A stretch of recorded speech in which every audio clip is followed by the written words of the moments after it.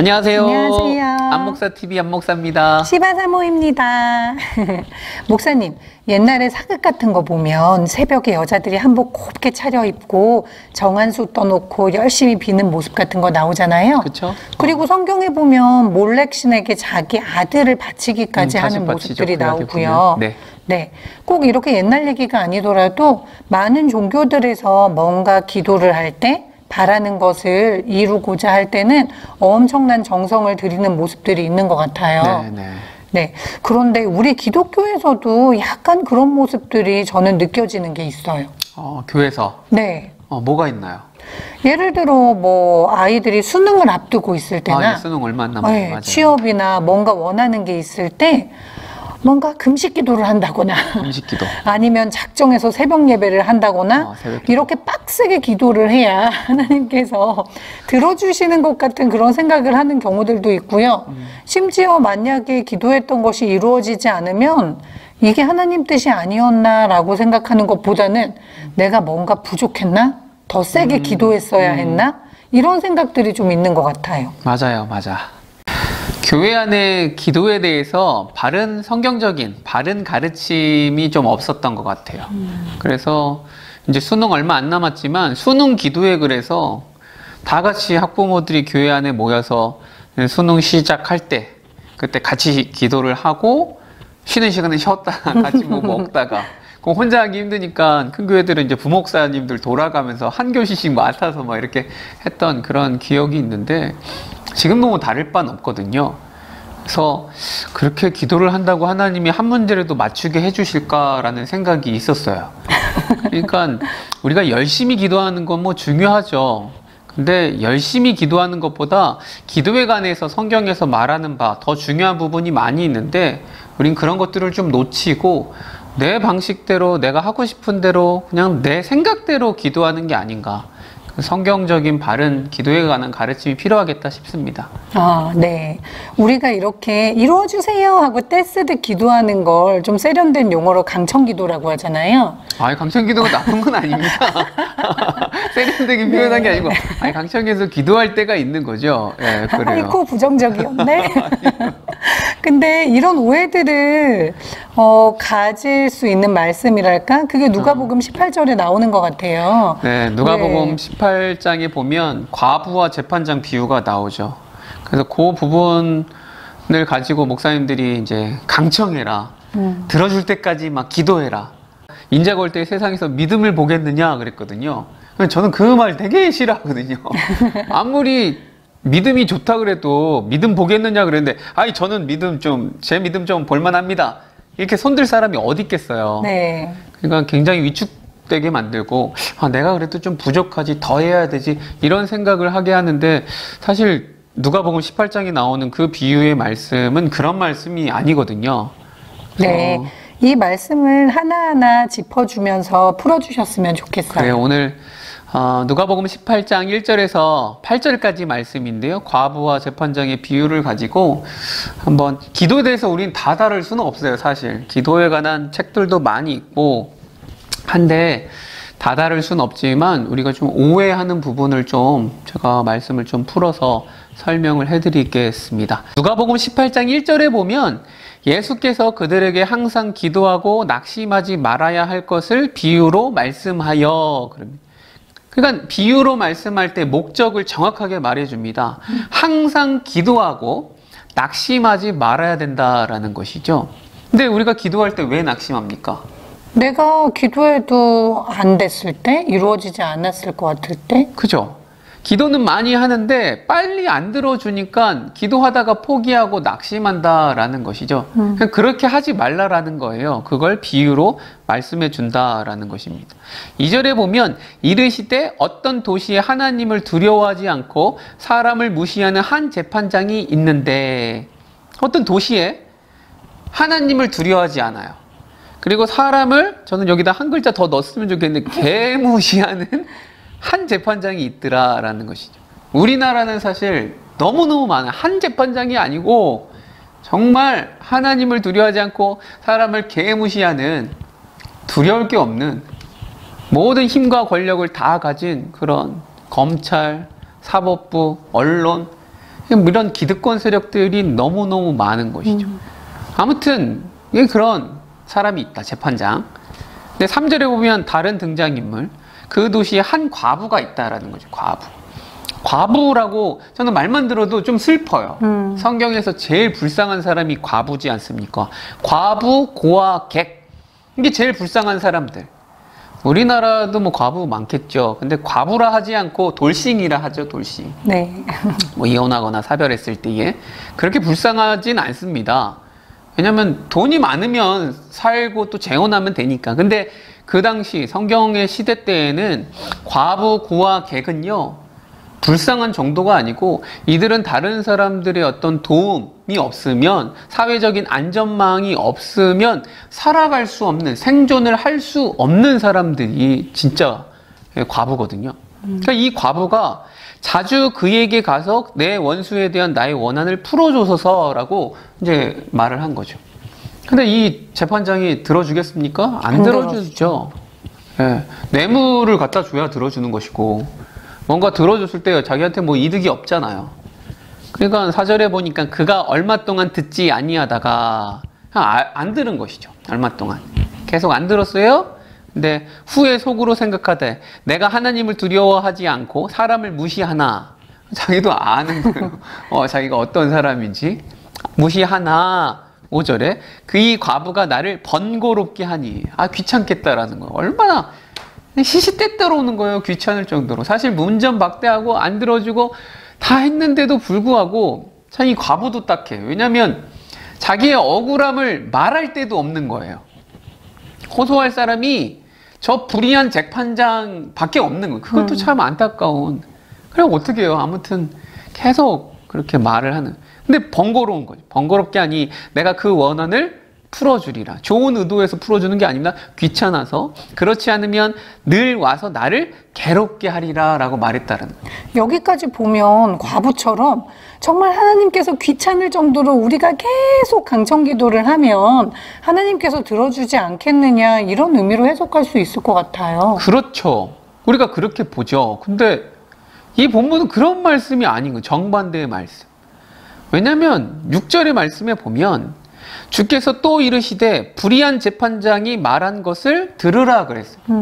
그냥 들어보라는, 귀담아서 잘 들어보라라는 거예요.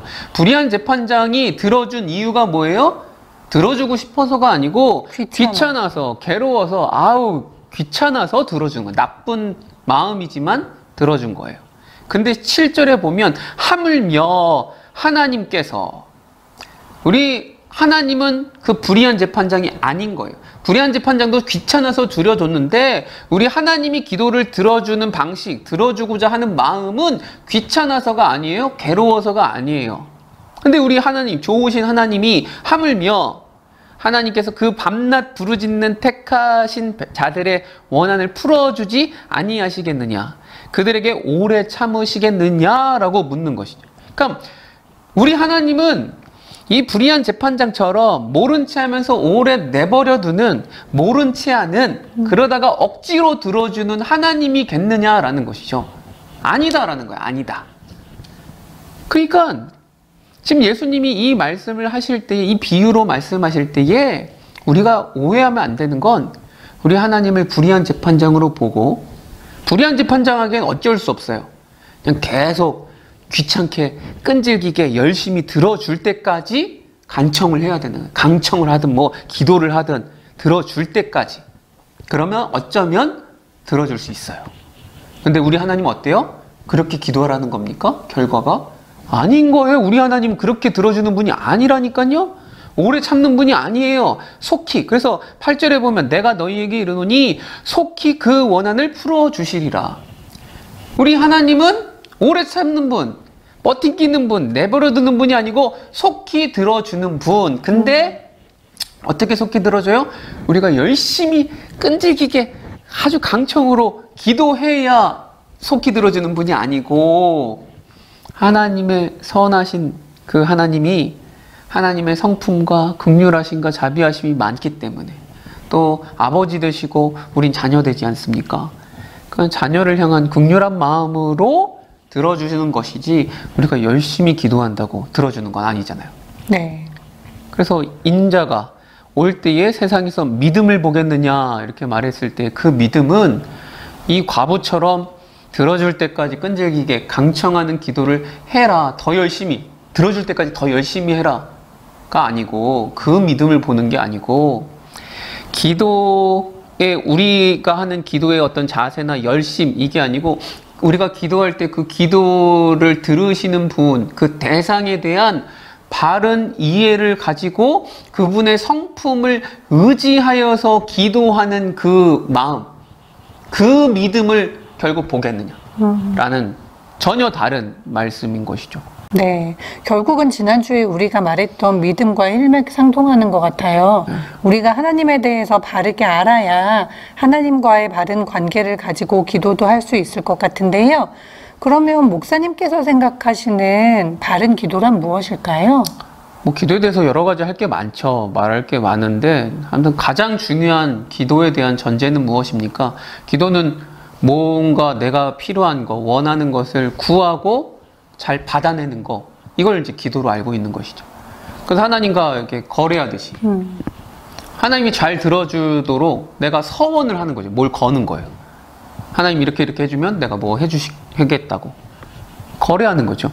그 서원 기도도 안 하는 게 나아요. 차라리 그냥 하나님 앞에 구할 걸 구하는 것이, 서원 괜히 잘못했다가 막, 여러분 서원 기도도 잘못했으면 회개 기도하면 됩니다. 그거 굳이 막 억지로 그렇게 서원한 건 지켜야 되지만 엉뚱하게 남편하고 상의도 안 하고 막 갑자기 건축원금 막 하겠다고 서원하고 이러면 어떡합니까? 그거 가정 깨지라고요?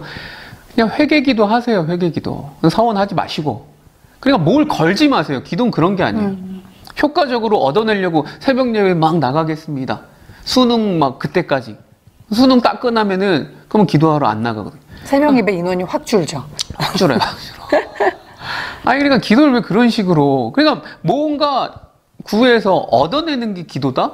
여러분 그게 기도가 아니고, 기도는요 가장 중요한 건 사귐이거든요. 하나님과.